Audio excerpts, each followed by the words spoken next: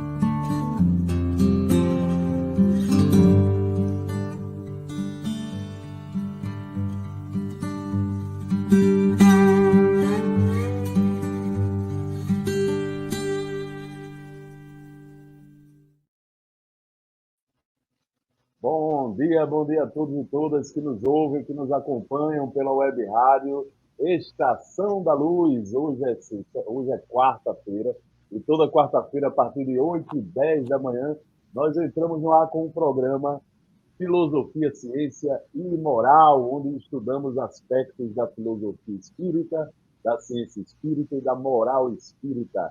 Estamos já há algum tempo estudando a obra Nos Domínios da Mediunidade, e pelo espírito André Luiz, e através da mediunidade, obra que veio ao mundo através da mediunidade do nosso queridíssimo Francisco Cândido Xavier, o famoso Chico Xavier. E hoje continuaremos estudando um capítulo importantíssimo desse livro, que trata sobre o mandato mediúnico, que é o capítulo 16. Mas antes de começar a estudar o livro, nós temos que reportar que a nossa bancada está aqui completa, né? Eu, Alexandre Santos, nossa irmã Cristina Albuquerque, nosso irmão Guilardo Bezerra. Bom dia, meus irmãos. Bom dia, Alexandre, bom dia, Guilardo, bom dia, Tavares e todos os nossos amigos que nos acompanham e nos está aqui sempre conosco todos os dias, né, todos os programas, e é sempre bom estarmos aqui todas as quartas-feiras estudando e trazendo um pouquinho mais do conteúdo para que a gente vá se apropriando dele, não é isso, Guilherme? Exatamente, bom dia, Cristina, bom dia, Alexandre, bom dia, Tavares. É como eu disse, né, o tempo passa tão rápido que o Alexandre pensou que a gente ainda estava na sexta, e não na sexta próxima, mas na passada. É porque passa rápido, realmente é muito rápido. Então, mais uma vez, né, muito bom poder estar aqui. É sempre uma alegria que se renova quando a gente pode estar juntos, aqui estudando, levando a mensagem, né? E nossos eternos agradecimentos ao nosso irmão Tavares, né, o mentor espiritual do programa, né? Ele que funciona como o plano espiritual que fica por trás, sem ninguém ver, mas dando todo o suporte, toda a cobertura, todo o apoio que a gente precisa. É isso, meus irmãos. Bom dia. Bom dia. É isso aí, meu amigo Guilardo, minha amiga Cristina, é isso aí. O nosso irmão Tavares é o nosso espírito protetor aqui, né? Que está por trás, E ajudando a fazer com que tudo aconteça. Meus irmãos e irmãs, e você está certo, Guilardo, é tudo muito rápido, viu? Eu me lembro que há pouco tempo atrás eu tinha meus 15 anos, doido para fazer 18, para ser maior de idade. Hoje já estou mais para lá do que para cá, quase voltando para o mundo espiritual. O tempo passa muito rápido, realmente é rápido demais. A encarnação é um sopro na vida da gente, né? Mas, É, meus irmãos e irmãs, e o e interessante, Alexandre, é que você leva tanto tempo para chegar aos 15 que parece que é uma eternidade. Mas depois que chega nos 15, aí acelera. Se você não cuidar, fica para trás. é verdade. Mas vamos lá, vamos dar início aos nossos trabalhos. Hoje a leitura preparatória está com nossa irmã Cristina, eu faço a prece, nosso Isso. irmão Pardo faz um pequeno leitura e comentário do Evangelho. Então, a leitura de hoje está no livro Vinha de Luz, de Chico Xavier, pelo Espírito Emmanuel, e no capítulo 110, Caridade Essencial. E a caridade é esta, que andemos segundo os seus mandamentos. Este é o mandamento, como já desde o princípio ouviste, que andeis nele. Está em 2 João, capítulo 1, versículo 16.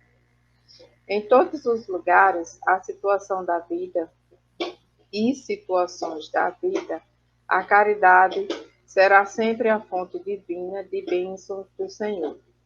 Quem dá o pão ao faminto e água ao sedento, remédio ao enfermo e luz ao ignorante, está colaborando na edificação do reino divino.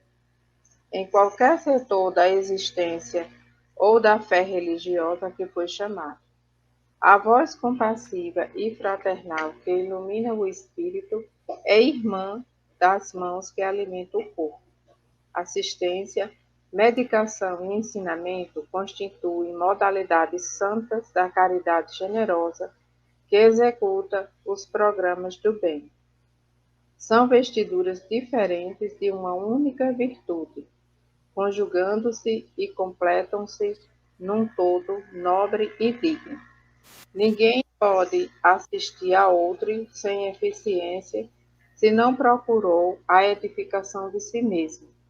Ninguém medicará com proveito se não adquirir o espírito de boa vontade para com os que necessitam. E ninguém ensinará com segurança se não possui a seu favor os atos de amor ao próximo, no que se refira à compreensão e ao auxílio fraternais. Em razão disso, as menores manifestações de caridade nascidas da sincera disposição de servir com Jesus são atividades sagradas e indiscutíveis.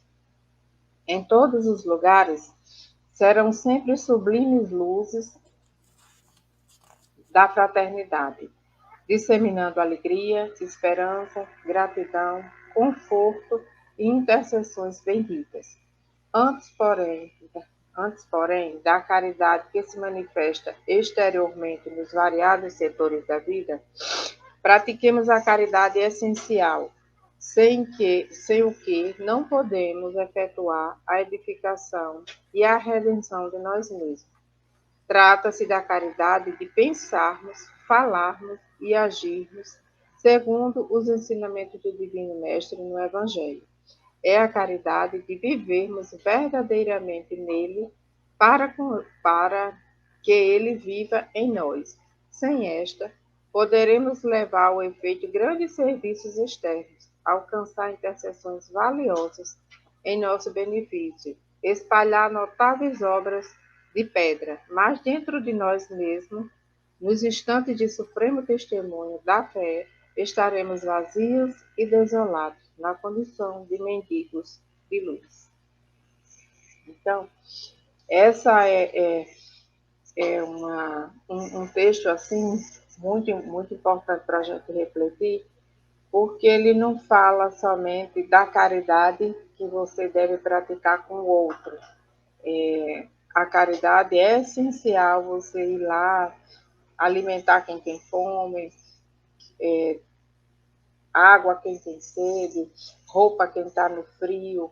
E não só isso, mas a caridade de ouvir, da medicação, do cuidado ao doente, daquele que precisa de uma palavra, todo tipo de caridade que seja essencial para aqueles que estão precisando naquele momento. Mas ele também fala da caridade, de você trabalhar todos esse conjunto de coisas em você mesmo.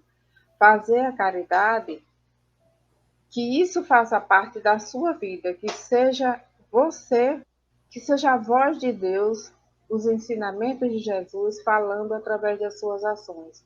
Não seja apenas ações frias como eu vou ajudar fulano porque hoje ela está doente. Eu vou levar o medicamento porque soube que está sem dinheiro para comprar. Mas que essa vontade e essa ação não parte do coração. É só simplesmente para apresentar uma bondade, uma ação que você faz exteriormente e isso não vem de dentro do seu coração, da sua mente, da sua vontade mesmo divina de ajudar. E ele diz que o texto diz para nós que quando nós fazemos dessa forma, interiormente fica vazio e você pode fazer as obras mais gigantescas do mundo, que apareça aos olhos das pessoas, que comova diversas situações, mas quando você estiver com você mesmo, você vai estar vazio, você vai estar sozinho, você vai estar como um mendigo da luz. E quando a gente faz essas ações, participando, vivendo, colocando o nosso ser, nós estamos o tempo todo preenchidos de uma alegria indefinível, de uma vontade indefinível de servir cada vez mais, de estar próximo daqueles que precisam, de buscar o trabalho cada vez mais. Então, que com esse texto, com essas palavras desse texto de Emmanuel de hoje, que a gente possa refletir no ser realmente, como somos, como servimos, de que forma eu estou dando, de que forma eu estou agindo. Se isso é verdadeiro, se isso parte, se isso está me preenchendo também, ou se eu estou fazendo simplesmente porque é bonito e porque as pessoas dizem que é bom fazer e que porque de uma forma ou de outra a caridade vai chegar ao que necessita. Mas só um vai estar sendo beneficiado, que é o que está recebendo. Você vai estar sempre sozinho, necessitando desse calor, dessa vontade, desse sentido que é realmente a caridade quando você faz de coração, quando você realmente quando você é aquela caridade em ação. É isso que eu compreendi do texto de hoje. Muito bem, minha irmã Cristina. Agora nós vamos fazer a prece inicial para passar a palavra já para o nosso irmão Guilherme daqui a pouco. Mas antes eu vou agradecer aqui ao nosso irmão Francisco Paulo de Azevedo Fernandes, nossa cadeira cativa número 1, nossa querida Elitelma Santos, nossa cadeira cativa número 2, tá? Que estão aqui assistindo o programa, interagindo. Tá? E o nosso Anderson, a Laíris, que assiste toda semana, está aqui, presente, essa semana comigo. Um abraço para o nosso irmão, um abraço apertado para vocês. Então vamos lá, pessoal, vamos fazer nossa prece inicial. Amigo e mestre Jesus, mestre amado de todas as horas, que nos ensina sempre o caminho da verdade e da vida, agradecemos ao Pai mais uma vez a oportunidade de estarmos aqui na reencarnação para crescimento do nosso espírito. Pedimos ao Pai que nos ilumine a existência, que nos dê sabedoria e coragem para vencer os obstáculos e as dificuldades da vida, ilumine os nossos caminhos, os nossos passos, e que nos permita sempre ouvir a voz amiga dos nossos guias, mentores espirituais, dos nossos anjos de guarda. E assim, pedimos também ao Pai, para encerrar, por toda a humanidade terrestre, por todos aqueles que estão sofrendo, que estão encarcerados, que estão doentes, que estão com doenças incuráveis, aqueles que estão desesperados, aqueles que estão com doenças mentais, aqueles que estão envolvidos em conflitos armados que ainda infelizmente existem pelo mundo, e pedimos, por fim, que Deus ilumine a cabeça de todos os governantes responsáveis pelas tomadas de decisões, para que esses conflitos armados que ainda existem no mundo possam ser encerrados. E que Deus possa, então, nos iluminar a toda a humanidade terrestre, encarnados e desencarnados. E assim seja. Prece feita, nós passaremos a palavra agora para o nosso irmão Vilardo Bezerra. Muito bem, Alexandre, parece muito bem feita, né? Estamos precisando muito disso, né? Você vê que essa semana aí aprovaram fortunas para continuar esses movimentos bélicos, né? Quando é para destinar migalhas para mitigar a fome de uma população, todo mundo vira as costas, né? Mas quando é para guerra, para coisa, não falta recurso, não falta quem se interesse, é isso. E já que você falou do nosso Cadeira Cativa número 1 e número 2, aqui é o apresentador número 3, né? Estamos aqui juntos, né? E dando as boas-vindas ao nosso irmão Laíris, né? Que está nas graças, debaixo das asas de manhã, recarregando as baterias, essa energia que perto da mãe não tem dinheiro que pague, né? Você está perto. E ele, acostumado a ver os ensinamentos dela de longe, Alexandre, não se contentando, veio até ao vivo, em loco, em casa, né? Para aproveitar mais esses ensinamentos. Aproveite, meu irmão, aproveite.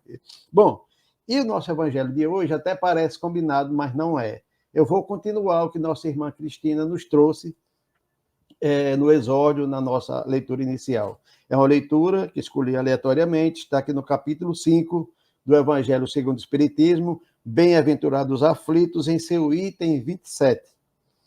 Dever-se-á por termo as provas do próximo? Deve alguém por termo as provas de seu próximo, quando possa, ou deve respeitar os desígnios de Deus, deixar que siga o seu curso? Já vos temos dito e repetido muitíssimas vezes que estáis nessa terra de expiação, para concluirdes as vossas provas e que tudo o que vos sucede é consequência das vossas existências anteriores. São os juros da dívida que tendes de pagar. Esse pensamento, porém, provoca em certas pessoas reflexões que devem ser combatidas devido aos funestos efeitos que poderiam determinar. Pensam alguns que, estando-se na terra para expiar, cumpre que as provas sigam seu curso. Outros há, mesmo que vão até o ponto de julgar que não só nada devem fazer para as atenuar, mas que, ao contrário, devem contribuir para que elas sejam mais proveitosas, tornando-as mais vivas. Grande erro. É certo que as vossas provas têm de seguir o curso que Deus lhe traçou. Dar-se-á, porém, conheçais esse curso?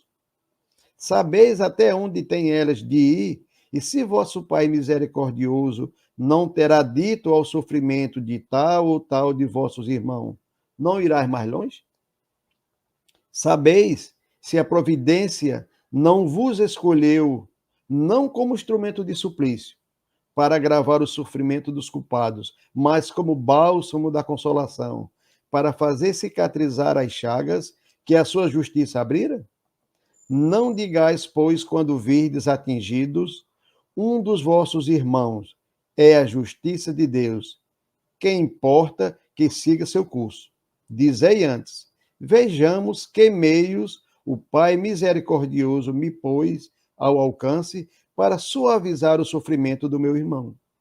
Vejamos se as minhas consolações morais, o meu amparo material ou meus conselhos poderão ajudá-lo a vencer essa prova com mais energia, paciência e resignação. Vejamos mesmo se Deus não me pôs nas mãos os meios de fazer que cesse esse sofrimento. Se não me deu a mim, também como prova, como expiação, talvez deter o mal e substituí-lo pela paz. Ajudai-vos, pois, mutuamente nas vossas respectivas provações, e nunca vos considereis instrumento de tortura. Contra essa ideia, deve revoltar-se todo homem de coração, principalmente todo espírita, porquanto este, melhor do que qualquer outro, deve compreender a extensão infinita da bondade de Deus. Deve o espírito estar compenetrado de que sua vida toda tem de ser um ato de amor e de devotamento, que faça a ele o que fizer para se opor às decisões do Senhor, estas se cumprirão. Pode, portanto, sem receio, empregar todos os esforços para atenuar o amargor da expiação, certo, porém, de que só a Deus cabe detê-la ou prolongá-la, conforme julgar conveniente. Não haveria imenso orgulho da parte do homem em se considerar no direito de, por assim dizer, revirar a arma dentro da ferida?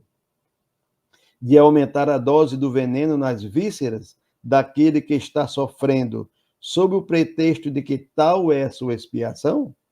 Oh, considerai-vos sempre como instrumento para fazê-la cessar.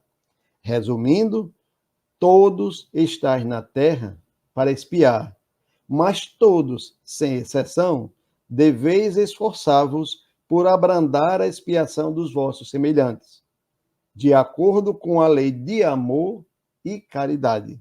Bernardino, Espírito Protetor, Bordeaux, 1863. Então, esta lição aqui do Evangelho, ela é uma continuação do nosso exórdio, quando ela fala da caridade. A pergunta é, quando a gente encontra irmãos sofredores, não tenhamos sempre na mente que sofredor é só aquele sofredor de recursos financeiros, só aquele que não passa fome, aquele que passa necessidade. Não. Quantos milionários não são mais sofredores do que talvez até um que não tenha nada, né? Então, todos nós, como ele disse aqui, sem exceção, estamos aqui para expiar as nossas faltas, né?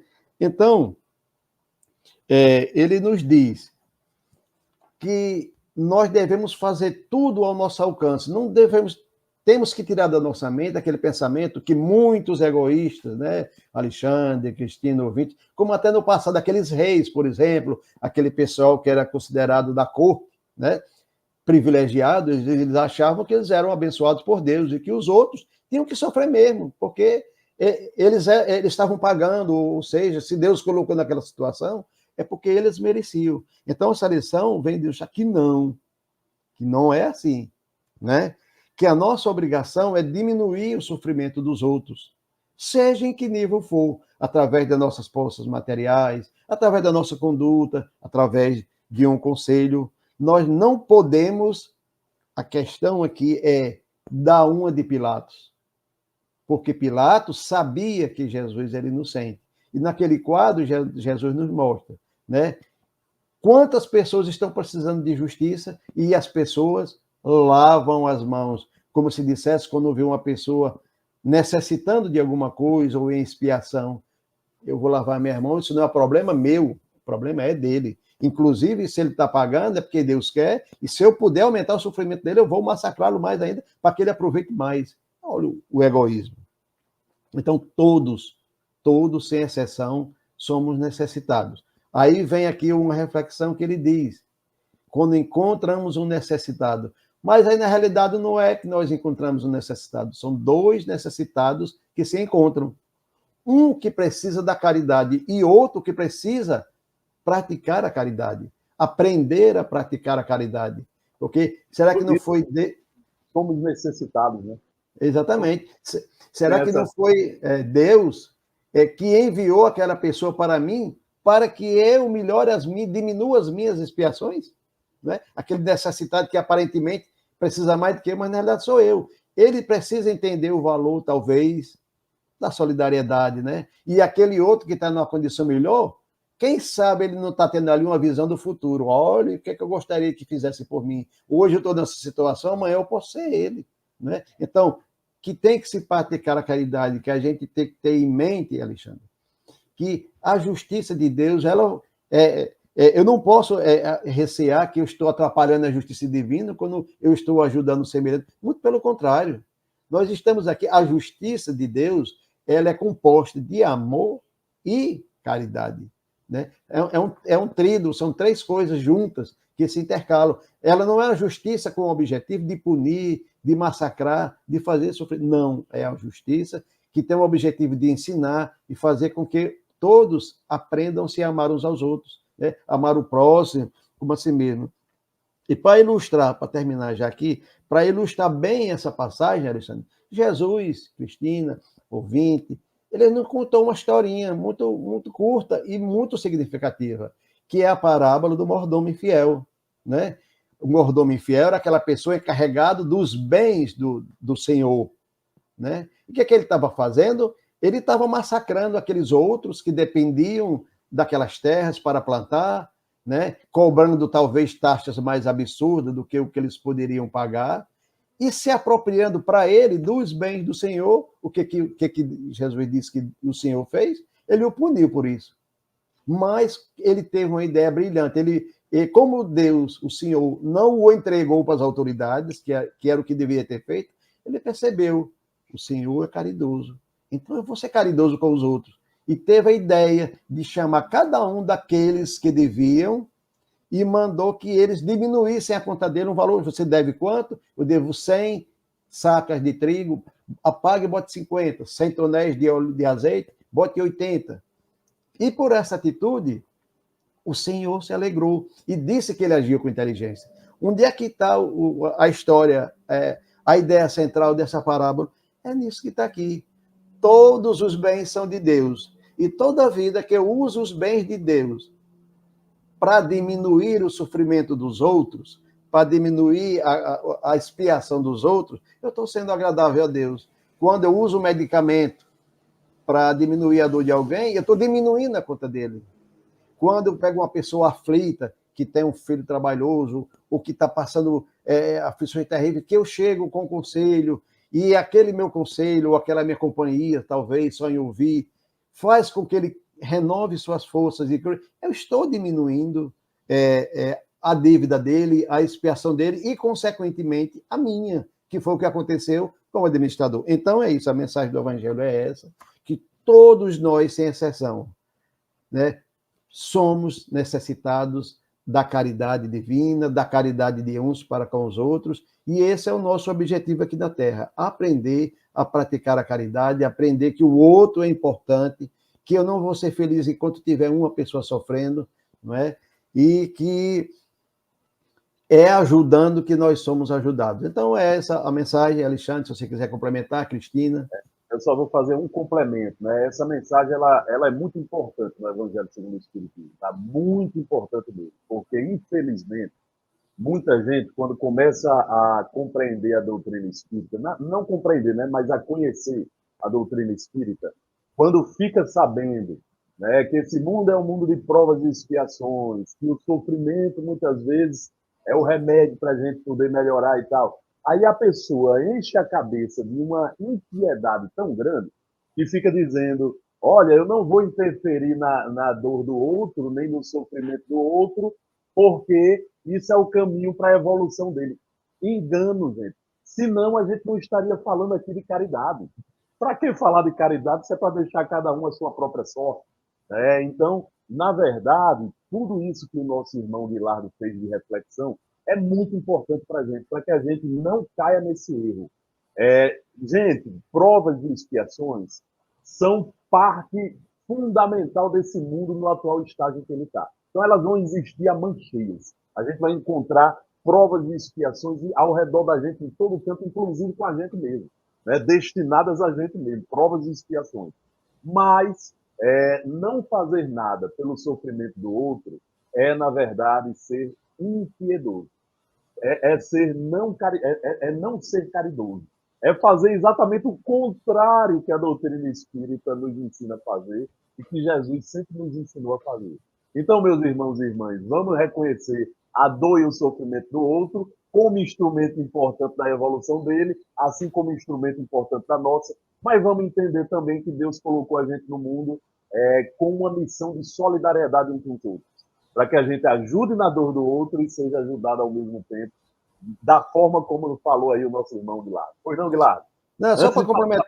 Para você, meu irmão, só agradecer também a presença aí de Maria do Socorro Franco Costa, Cidinha, Dantas, Magna Márcia Aquino, Anderson Laíris, que escreveu agora para nós de novo, e Marisa Arruda. Pois não, meu amigo? Não, só para concluir isso aí, Alexandre, se Deus não quisesse que nossas dores fossem diminuídas, não é? Que nossas dores fossem aumentadas, né? E porque eu tenho que expiar, ele não teria nos mandado o benefício da anestesia e o benefício dos analgésicos, né? Que são refrescos para nossas dores, né? A anestesia, principalmente, né, Alexandre? Quanto sofrimento ela evita, né? Então, Deus não quer o sofrimento de ninguém. Ele quer que a gente se ajude mutuamente e diminuamos as dores, né? É isso. Perfeitamente, meu irmão. É isso mesmo. Então, vamos lá, né, minha amiga Cristina, meu amigo Guilherme, vamos para o estudo do nosso livro Nos Domínios da Mediunidade. Só avisando a vocês que eu estou com uma sensação aqui de coriza, então de vez em quando eu tenho uma vontadezinha de espirrar, eu vou desligar o microfone aí. Mas vamos dar seguimento. A gente faz a leitura aqui, tá, minha irmã? Uhum. Então, nós ficamos no 18, foi, Guilherme? Tá lembrado aí? Deixa eu só... Foi, a gente passou dessa daí, passe mais para... Foi eu acho que foi nesse slide aí. Não, mas no outro. Passando, a gente lê, chegou a ver isso aí. Passou. Acho que nós ficamos no 18. Vai lá para o 18, meu irmão. Isso, está no 18. Pronto? Pronto. Vamos lá? Então, vamos continuar aqui a leitura, né, pessoal? Nós estamos falando sobre o mandato mediúnico, lembrando que o mandato mediúnico é, na verdade, um mandato destinado àqueles que estão executando exemplarmente a sua tarefa na mediunidade, assim como um mandato político, né? Quando você vota em um político para ele ser um mandatário, você está, na verdade, escolhendo aquela pessoa como seu representante para ela atuar na política. O mandato mediúnico é quando a espiritualidade tem naquele médium sério que está realizando um trabalho bem feito, né? A representação da espiritualidade ali na Terra, né? No socorro às pessoas necessitadas. Então, nós estamos estudando exatamente esse mandato mediúnico, ou seja, a prática da mediunidade de forma exemplar, tá? Tal como realizou o nosso querido Chico Xavier, né? E aí nós temos um outro exemplo de uma médium aqui no Brasil, até desconhecida até antes do livro trazer aqui o registro sobre ela, né? Mas temos aqui uma médium que está em mandato mediúnico e nós estamos estudando exatamente isso. Compreendem que algo sabem, mas esse algo é muito pouco daquilo que lhes compete saber. Entregam-se desse modo a precisas cruzadas de serviço e dentro delas ajudam e aprendem. Trabalhadores de outros círculos da experiência humana encontram-se no mesmo regime, auxiliam e são auxiliados. Não poderia ser de outro modo. Sabemos que o milagre não existe como derrogação das leis da natureza. Somos irmãos uns dos outros, envolvendo juntos em processo de interdependência, no qual se destaca o esforço individual. Nessa altura do esclarecimento que registrávamos, felizes, Dona Ambrosina sentara-se ao lado do diretor da sessão, um homem de cabelos grisalhos e fisionomia simpática, que havia organizado a mesa orientadora dos trabalhos, com 14 pessoas em que transpareciam a simplicidade e a fé.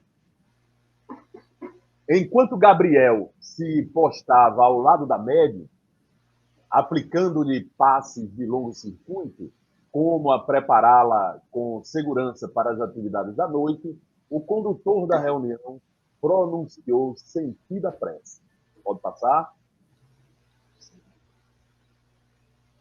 Próximo slide. Em seguida, foi lido um texto edificante do livro doutrinário, acompanhado por breve anotação evangélica, em cuja escolha preponderou a influência de Gabriel sobre o orientador da casa. Da leitura global distinguia-se a paciência por tema vivo. E realmente a Assembleia, examinada no todo, mostrava-se flagelada de problemas inquietantes, reclamando a chave da conformação para alcançar o reequilíbrio. Dezenas e dezenas de pessoas aglomeravam-se em derredor da mesa, exigindo atribulações e dificuldades. Estranhas formas de pensamento surgiam de grupo a grupo, denunciando a posição mental. Vamos dar uma paradinha por aqui, pessoal, porque aqui é preciso a gente fazer algumas observações. A primeira observação que eu queria fazer é com relação a isso que ele está falando aí, olha. A influência de Gabriel, lembrando que Gabriel é um mentor espiritual, né? A influência de Gabriel sobre o orientador da casa na hora de escolher a passagem evangélica. Olha só, às vezes a gente acha que está abrindo aleatoriamente o livro o Evangelho segundo o Espiritismo. Às vezes a gente pega um livro para fazer o exórdio, abre lá achando que está abrindo aleatoriamente, mas muitas vezes a gente está sendo orientado para fazer exatamente aquela leitura específica. E veja que o mentor Gabriel aí, ele está levando em conta exatamente a assistência, ou seja, a plateia, as pessoas que procuraram a casa espírita para ajuda espiritual. Então, observando, no geral, todos eles lá, ele percebeu que um problema comum entre eles era a falta de paciência. Então, nada mais justo naquele momento, nada mais inteligente que naquele momento, se fizesse a preleção evangélica abordando exatamente a questão da paciência. Então, pessoal, a gente precisa ter muita fé nos nossos mentores, nos nossos guias espirituais, que nos ajudam a realizar o trabalho. E é preciso que a gente saiba, Cristina, Guilardo, nosso irmão Tavares e os irmãos que estão aí como ouvintes nos assistindo, é preciso que a gente saiba que o trabalho de uma casa espírita é coordenado entre aqueles que são trabalhadores encarnados e aqueles que são trabalhadores desencarnados. Nós nunca trabalhamos sozinhos numa casa espírita. A gente está sempre sendo assistido. Né? O nosso trabalho está sempre sendo assistido, coordenado, observado, né? Avaliado. Né? Então, é preciso que a gente observe essas coisas. E outra coisa que foi dito aí, no começo, a gente não pode ter o orgulho exclusivista de achar que esse tipo de assistência espiritual só existe no espiritismo. Existem várias religiões no mundo, inúmeras religiões no mundo. E cada religião tem seu propósito, e cada religião tem seus mentores espirituais, tem a equipe espiritual que ajuda os encarnados também. Tem todo tipo de trabalho de assistência do mundo espiritual, também numa igreja católica, numa igreja evangélica, num templo budista, Pois não, meu amigo Guilherme? Não, só para lembrar, né, Alexandre, que, por exemplo, tem naquela obra da Luísa, eu não lembro qual é o livro, que tem aquela passagem que um burro dá um coice numa pessoa, né? E tinha o responsável por aquele caminho. Olha, até isso, né? Isso. Tinha um responsável por aquela estrada, por aquele caminho. Imagine por um centro espírita, né? Imagine por um centro espírita ou qualquer outra organização religiosa, né? Sim, exatamente, qualquer outra, exatamente. Mas vamos continuando, né? Minha amiga Cristina quer comentar alguma coisa? Sim, porque no slide anterior a esse, né, que é o 17, ele comenta para nós que tem variados médicos sem o envoltório da experiência física, né? Médicos que já passaram pela experiência física e que aprenderam como a medicina e que agora no mundo espiritual se encontra ali a serviço. E todos eles levando o que aprendeu e com a vontade de servir.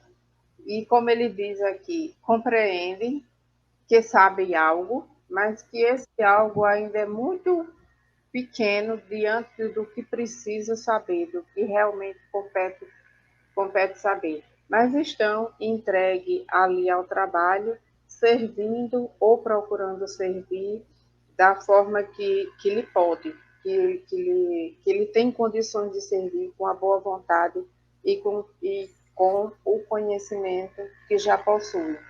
E nós sabemos que, como é dito numa máxima, a natureza não dá salto, né? Não é porque você desencarna, mesmo que você seja um médico, que agora você já está nas escalas mais evoluídas e que você vai poder fazer um trabalho de excelência. Não, a gente continua da mesma forma que nós estávamos como encarnados, mas diante da nossa dedicação, do nosso empenho, do nosso esforço para ir se melhorando cada vez mais, une-se aquilo que você já sabia com aquilo que você tem desejo de conquistar. E isso há o crescimento realmente do espírito e do auxílio junto àqueles que mais precisam, ou para fazer os atendimentos nas casas, como a gente vê o que está acontecendo aqui nesse tema. Não é isso?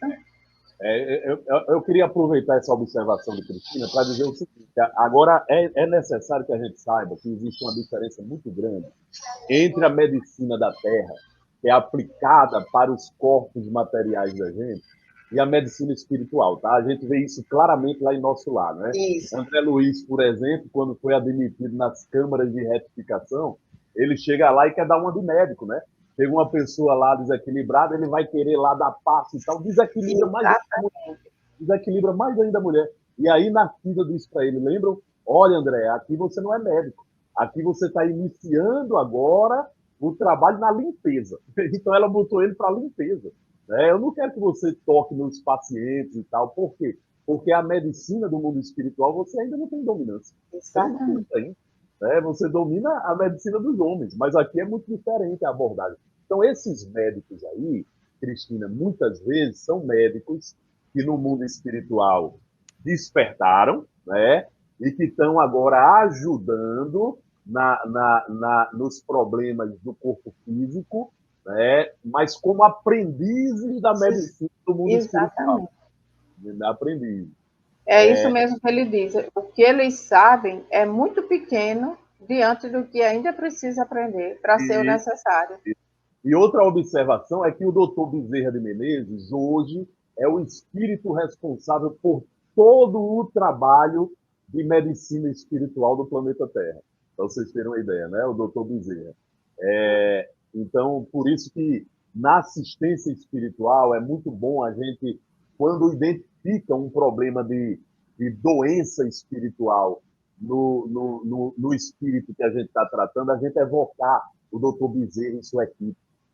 Mesmo que ele não venha pessoalmente, só em a gente evocar, ele manda alguém especializado que pode ajudar naquele trabalho de cura espiritual naquele momento. Não prometendo cura a ninguém, obviamente, mas garantindo que o tratamento médico espiritual possa ser realizado, tá? Sim. Vamos lá, minha amiga, seguindo, aqui nós temos, olha, aqui dardos de preocupação, estiletes de amargura, nevoeiros de lágrimas. Acolá, obsessores enquistados no desânimo ou no desespero, entre agressivos propósitos de vingança, agravados pelo temor do desconhecido. Desencarnados em grau número suspiravam pelo céu, enquanto outros receavam o inferno. Desajustados pela falsa educação religiosa colhida do plano terrestre. Pode passar. Vários amigos espirituais, junto aos componentes da mesa diretora, passaram a ajudá-los na predicação doutrinária, com bases no ponto evangélico da noite, espalhando através de comentários bem feitos, estímulos e conselhos. Fichas individuais não eram declinadas, entretanto, percebíamos claramente que as pregações eram arremessadas ao ar com o endereço exato. Aqui levantavam um coração caído em desalento. Ali advertiam consciências descuidadas. Mais além, renovavam o perdão, a fé, a caridade e a esperança. Não faltavam quadros impressionantes de espíritos perseguidores que procuravam hipnotizar as próprias vítimas, precipitando-as no sono provocado, para que não tomassem conhecimento das mensagens transformadoras ali veiculadas pelo verbo construtivo. Aqui, parando mais uma vez, primeira coisa que eu queria falar para vocês é de uma experiência mediúnica que eu vivi num centro espírita, aqui em Natal, tá? Uma vez eu estava no trabalho de oratória espírita, eu sou orador espírita, e às vezes, no trabalho mediúnico que eu realizo, abre-se o campo da mediunidade da vidência, tá? Então, o que é que acontece? Eu estava ali, eu tinha me preparado para fazer toda a palestra, preparado. Um dia antes, eu preparei tudo. Preparei o que eu ia falar no começo, no meio, no fim, né? A introdução, o desenvolvimento da palestra, a conclusão, estava tudo na minha cabeça. Mas eu percebi que quando eu comecei a falar, os caminhos foram outros, não foram aqueles que eu tinha planejado. Eu falava de tudo menos daquilo que eu tinha planejado. E aí, na dúvida, eu fiquei, mas rapaz, como é que pode? Rapidamente eu pensei, eu preparei tanto, eu me preparei tanto, estou falando tudo diferente. Na mesma hora se abriu a vidência. E o que é que eu vi naquele momento, gente? Eu vi um monte de espírito que andava pelo salão do centro e ficava escutando os espíritos que vinham com os encarnados, como se fossem os guias dos encarnados, os protetores dos encarnados. Ele ia lá, escutava, vinha e falava para uma outra pessoa que estava próximo de mim. Depois ele ia, colhia mais algumas informações, vinha e falava para um outro espírito que estava próximo de mim. Depois o espírito que estava próximo de mim vinha junto de mim e me dava todas as ideias do que eu deveria desenvolver de palavras. Então vocês vejam o complexo trabalho espiritual que tem numa simples palestra, que a gente acha que é só chegar lá, abrir a boca e falar o que a gente pensou em falar. Mas não é. Tem um trabalho de cooperação espiritual. Estão vendo aí, pessoal? Cooperação. Primeiro, colhe-se o que é necessário, depois vai lá, orienta aquela pessoa que está fazendo o trabalho. E é por isso que oradores, muitas vezes, está passando a vista assim, ó, na assistência, para em alguma pessoa e manda um recado direto para ela. Você está vendo aí o que ele disse? Palavras eram jogadas no ar e iam diretamente para a pessoa que necessitava. Né? Isso é importante a gente falar, tá? E outra coisa, é muito comum a gente ver pessoas dormindo na hora da palestra. Está aí a explicação. Os obsessores querendo que a pessoa dormisse para não escutar. Exato. E é bem comum você se preparar para uma palestra, para ter um conteúdo, e quando chega na hora, você falar outras coisas que até você fica, mas eu não vou me perder nesse assunto, porque não foi assim que eu pensei, não foi assim que eu planejei. Assim também, Alexandre, como eu já ouvi pessoas comentar isso que você comentou, e ter passado pessoas pelo diálogo fraterno que precisavam ouvir exatamente o que foi dito ali. Eu chego e fico assim, sabe? Eu digo, meu Deus, como as coisas se encaixam perfeitamente. Porque essa pessoa acabou de passar pelo diálogo e precisava desse conhecimento, precisava entender dessa forma, ouvir essas palavras. E é colocado. Então, a espiritualidade tem um trabalho perfeito que foge aos nossos olhos, realmente, os nossos olhos humanos ainda de encarnados. Com certeza. E a gente vê também, né, Alexandre, aí nesse parágrafo, né, que o mesmo comentário, a mesma passagem, né, ela tem vários destinatários, né? Cada um vai absorver aquela mensagem de acordo com a sua necessidade, de acordo com o que ela precisa. A mesma mensagem, né? A mesma passagem do Evangelho, olha, serviu para tantas pessoas, né? Um serve para despertar a consciência, outro serve para despertar o sentimento de caridade, em outros a esperança, né? Quantos não chegam no centro, né, tão desanimados, tão sem esperança, tão desiludidos, né? E saem de lá com aquela chama acesa novamente, com aquela esperança, né? Que a fé faz, que dá, né? A esperança, aquele fogo, aquela energia de você ora e dá para ir, dá para continuar, não vamos esmorecer, né? Uma mesma mensagem, Isso, tão importante, né? isso mesmo. Exatamente, meu amigo.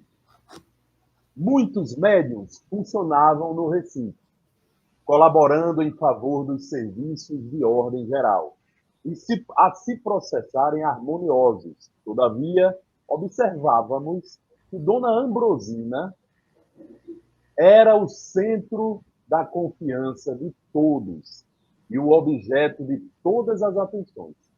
Figurava-se ali o coração do santuário, dando e recebendo, ponto vivo de silenciosa junção entre os habitantes de duas esferas distintas. Junto dela, em oração, foram colocadas numerosas piras de papel. Eram requerimentos, anseios e súplicas do povo, recorrendo à proteção do além, nas aflições e aperturas da existência. Cada folha era um petitório agoniado, um apelo comovedor.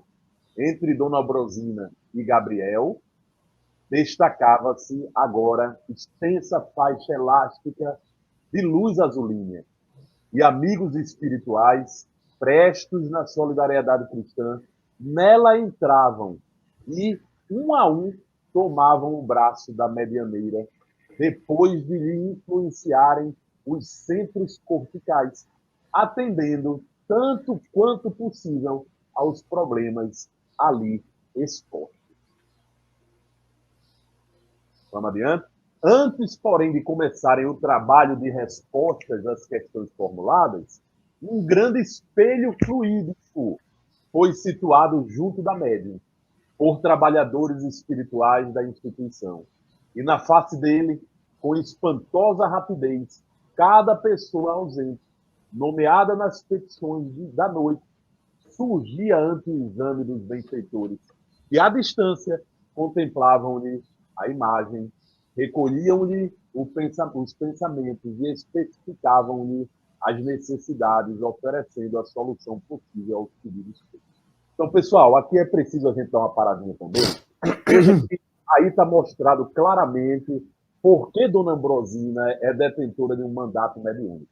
Veja que ela representa a espiritualidade, porque a ela tudo é dirigido, né? E, ao mesmo tempo, ela representa todos aqueles médiuns encarnados que estão ali, porque todos mentalmente se referem a ela.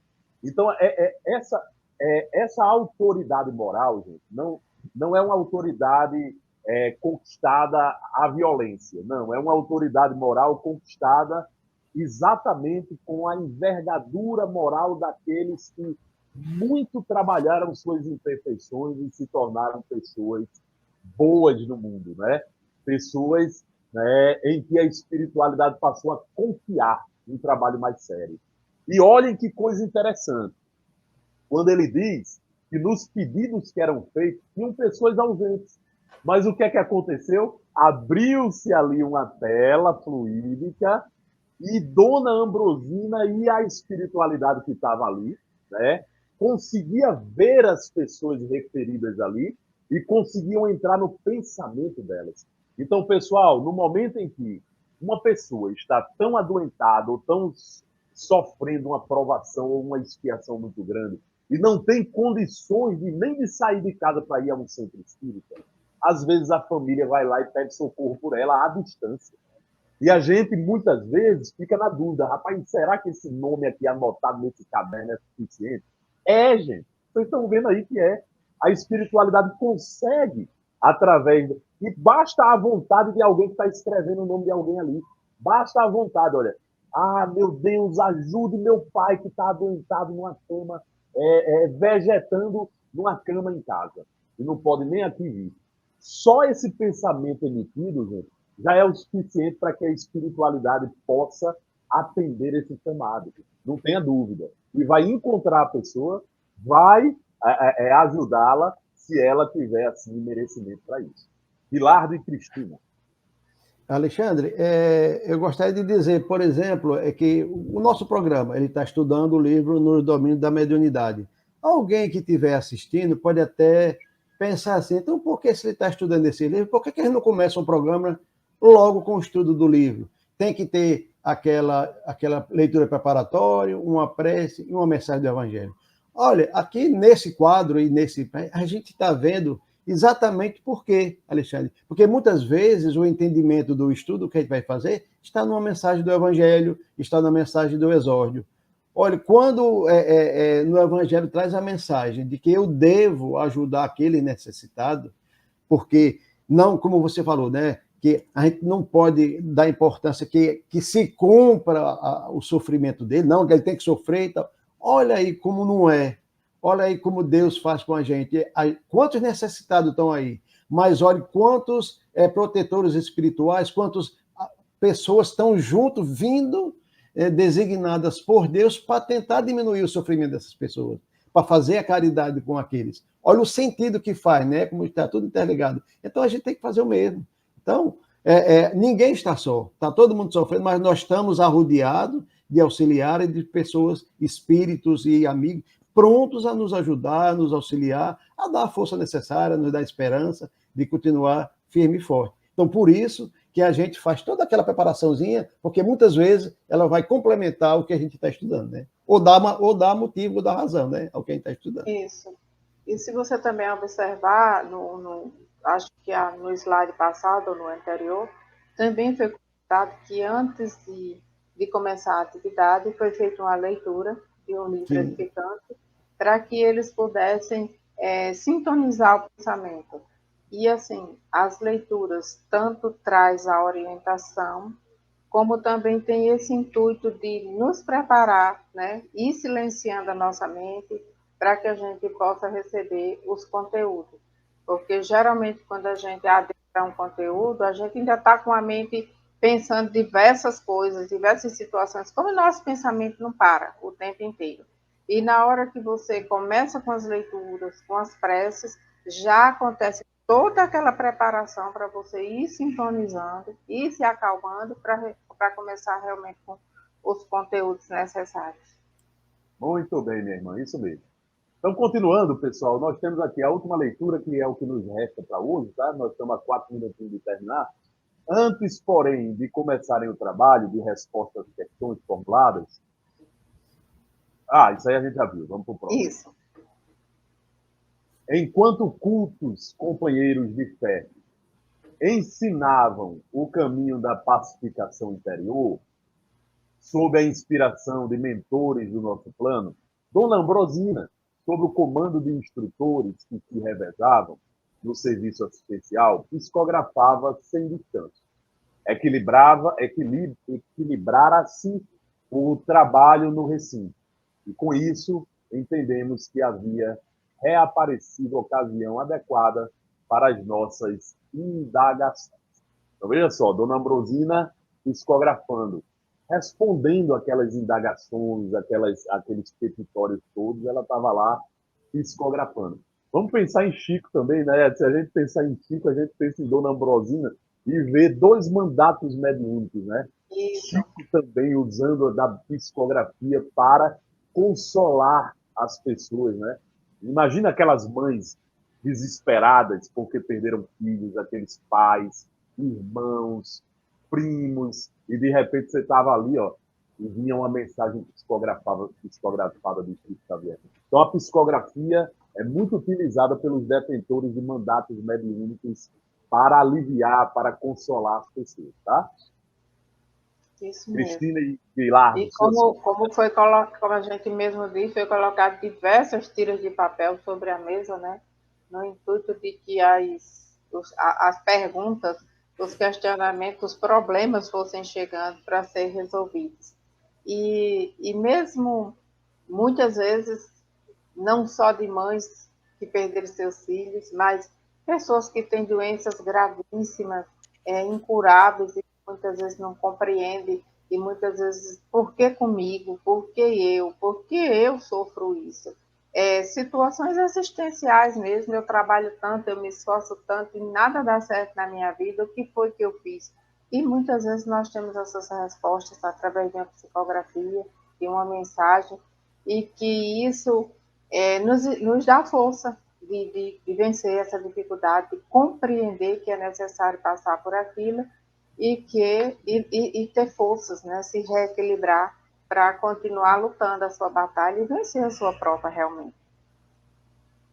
Alexandre, será que o nosso irmão Tavares tem algum recado para hoje? Às vezes ele gosta de, no finalzinho, né, dar uma palavrinha. Acho que esse era o momento, né? Se ele quisesse. Bom dia, meu amigo José Só Guilherme. falar, o Espírito se Eu manifesta. ainda estou impactado, meu amigo. Eu estou aqui. Eu comecei a ver as asinhas crescendo, depois fui ver que não era asinha, era chifre mesmo. Todo o trabalho, meu amigo velho. Eu pensei que era, quando eu fui ver, não era o chifrezinho ainda do nosso irmão. Mas, amiga, parabenizar vocês por esse estudo fantástico. O mandato mediúnico é algo muito importante, tem que ser batido muito. Porque mandato mediúnico não é só aquele médio principal. Muitas vezes o mandato mediúnico está no cara que varre o centro. Está entendendo? Está no passista que ninguém vê. Olha, Alexandre, eu comecei no Bezerra de Menezes e tem um cara que começou comigo, ele está no passe até hoje, dando passe. Enquanto ele estou lá no passe. É a função dele. Me desculpa, eu fico babando de inveja dele, porque ele se dedicou ao trabalho integralmente. Tá entendendo? É a coisa dele. Eu acho que seja um mandato mediúnico, certo? Então não é só aquele médio, né, que todo mundo visualiza, mas muita gente não tem nem a mediunidade muito ostensiva, mas que faz aquele trabalho e realiza aquele trabalho com todo o coração. Aí tem o chamado mandato mediúnico, cumpriu integralmente. Plenamente contigo, viu, Tavares? Eu concordo integralmente com você. Maravilha, maravilha. Então, sucesso para vocês. Muito obrigado, Zé Guilherme. E eu, Alexandre, eu não tenho mandato mediúnico, eu tenho mandado. Frequentemente bate as minhas portas meus credores espirituais com o mandado me cobrando. Você está... Guilherme é o famoso médio topada. Exatamente. Só na topada que vai para frente. Aí consegue ir. Valeu, meus irmãos. Então, nós estamos no final do nosso programa, agradecendo aí a todos que estiveram conosco, né? Mais uma vez. Olga Feitosa, Marisa Arruda, Anderson Laíris, Magna Márcia, Cidinha Dantas, Maria do Socorro Franco Costa, Elitelma Santos e Francisco Paulo. Obrigado aí pela presença de vocês, pela audiência de vocês. E obrigado também pela audiência daqueles que não se manifestaram, mas que estavam aí assistindo o programa, tá? Isso. E aí nós agradecemos muito a presença de vocês e passamos a palavra aí para a nossa irmã Cristina fazer a prece de encerramento. Agradecendo a todos, né, que estiveram conosco, e vamos agora fazer a nossa prece. Silenciar a nossa mente e nosso coração por alguns instantes. Elevar o nosso pensamento a Deus, Pai de infinita bondade, a Jesus, nosso Mestre amado e amigo de todas as horas. E agradecer infinitamente por todas as oportunidades que nos permite, por essa oportunidade de estar encarnado neste momento, vivendo nesse tempo, desenvolvendo e aprendendo junto com a doutrina espírita. Agradecer a Deus pelo dom da vida, pela família, pelo trabalho. Agradecer a Deus infinitamente por tudo. E pedir que oriente sempre a nossa mente e o nosso coração, para que possamos compreender e que possamos aceitar aquilo que não podemos mudar, mas que tenhamos sempre vontade de ensinar e de ajudar aqueles que mais necessitam. Rogamos também por todos aqueles que sofrem a dor do corpo e da alma, que a infinita misericórdia de Deus possa acolher a cada um deles conforme a sua necessidade. Também por aqueles que estão envolvidos nos conflitos armados, que a misericórdia de Deus também possa chegar a cada um deles, dando força e coragem para vencer as suas provas. mas que acima de tudo, Senhor, seja feito sempre segundo a vossa vontade. Que assim seja. Uma boa semana para todos e até a próxima oportunidade, com a graça de Deus. Valeu, pessoal. Até a próxima. Já, já.